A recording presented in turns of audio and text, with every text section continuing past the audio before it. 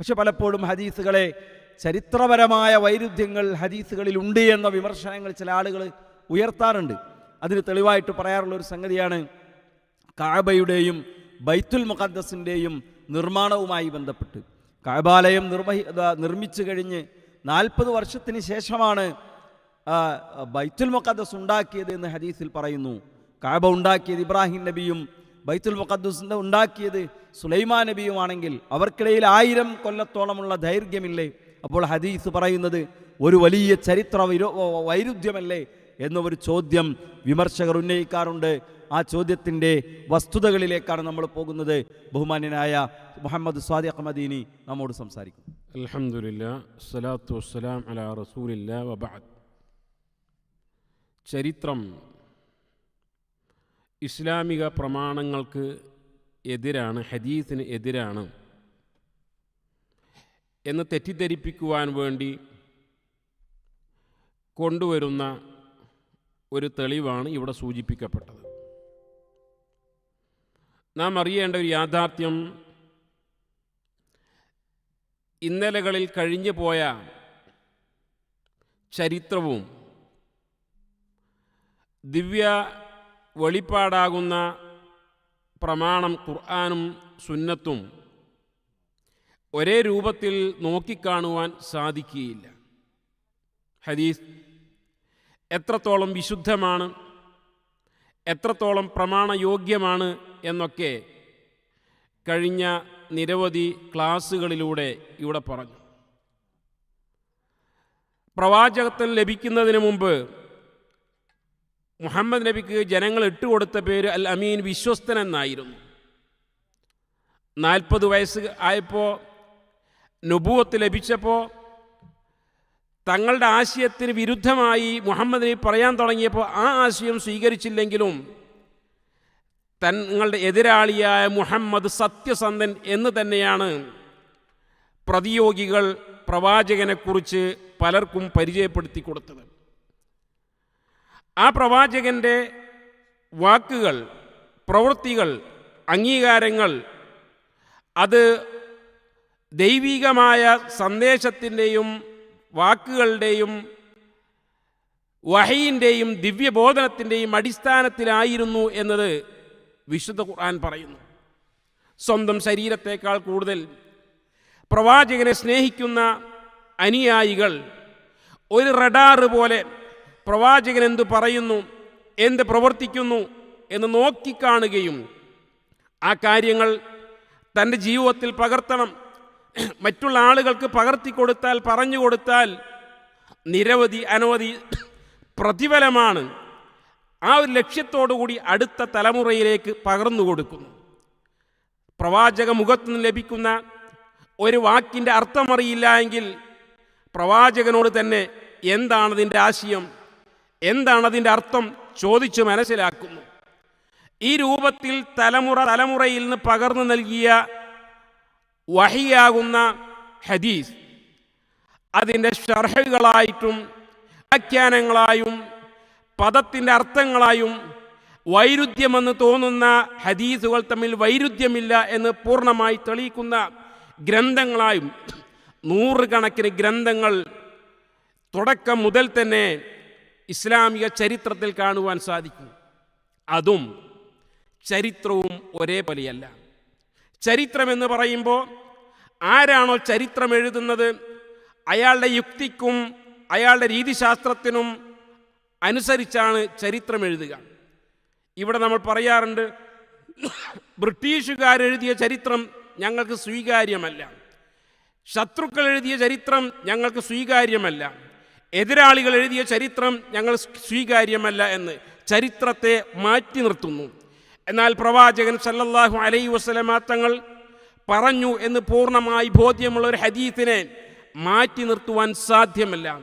പ്രവാചകൻ പറഞ്ഞ വാക്കുകളിൽ പ്രവാചകൻ്റേതല്ലാത്ത കടത്തിക്കൂട്ടലുകൾ ഉണ്ടോ എന്ന് മനസ്സിലാക്കുവാൻ വേണ്ടി 100 കണക്കിന് ഗ്രന്ഥങ്ങൾ ഇവിടെ രചിക്കപ്പെടുകയുണ്ടായി പൂർവ്വകാലം മുതൽ തന്നെ. അപ്പോൾ ചരിത്രത്തിനനുസരിച്ചല്ല ഹദീസിനെ വ്യാഖ്യാനിക്കേണ്ടത്. ഹദീസ് ചരിത്രത്തേക്കാൾ വലുതാണ്. ഇവിടെ സത്യസന്ധമായ ചരിത്രവും പ്രമാണമാകുന്ന ഹദീസും തമ്മിൽ യാതൊരുവിധ വൈരുദ്ധ്യവുമില്ല എന്നാണ്. എന്നാൽ ഈ ഹദീസുകൾക്കിടയിൽ വൈരുദ്ധ്യം ഉണ്ട് എന്ന് വരുത്തി തീർക്കുവാൻ വേണ്ടി കൊണ്ടുവരുന്ന ഒരു തെളിവാണ് ഇവിടെ സൂചിപ്പിക്കപ്പെട്ടത്.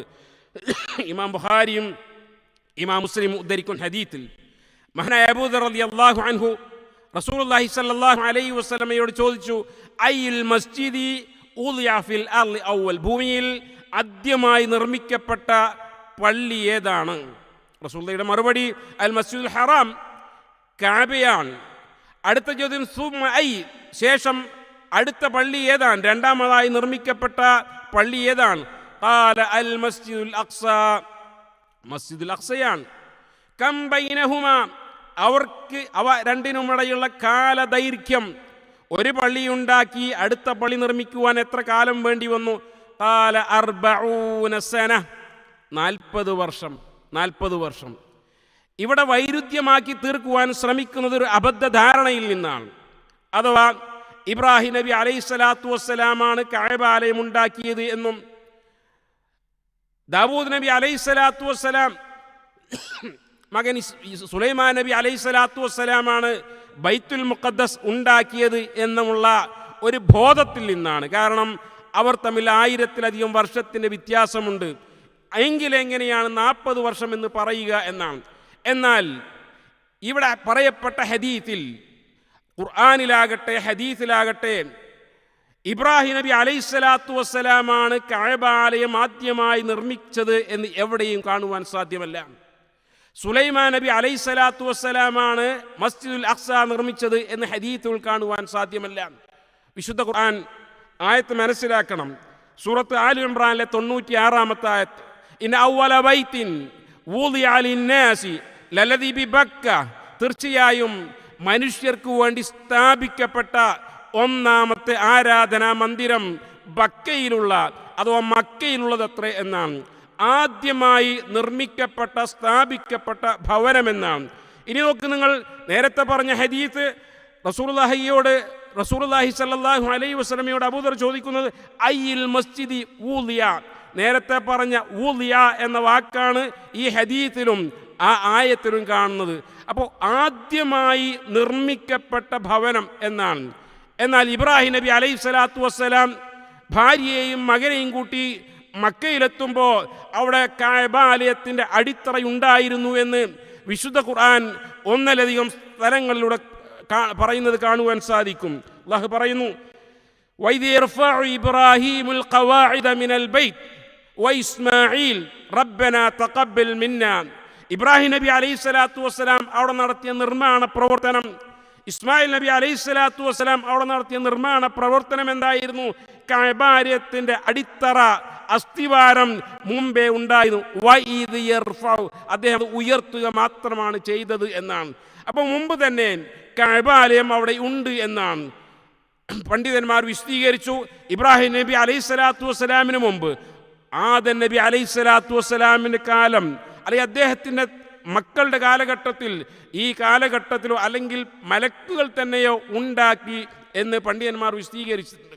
അതേപോലെ തന്നെ വിശുദ്ധ ഖുർആൻ ഇബ്രാഹിം നബി അലൈഹിസ്സലാത്തു വസ്സലാമിൻ്റെ വാക്കുകളായി റബ്ബന ഇന്നി അസ്കൻതു മിൻ ദുർരിയതി ബിവാദിൻ ഗൈരി ദി ദർഇൻ ഇൻദ ബൈതികൽ മുഹറം, ഞങ്ങളുടെ രക്ഷിതാവേ, എൻ്റെ സന്തതികളിൽ ചിലരെ കൃഷിയൊന്നുമില്ലാത്ത ഈ താഴ്വരയിൽ, എവിടെയാ താഴ്വര?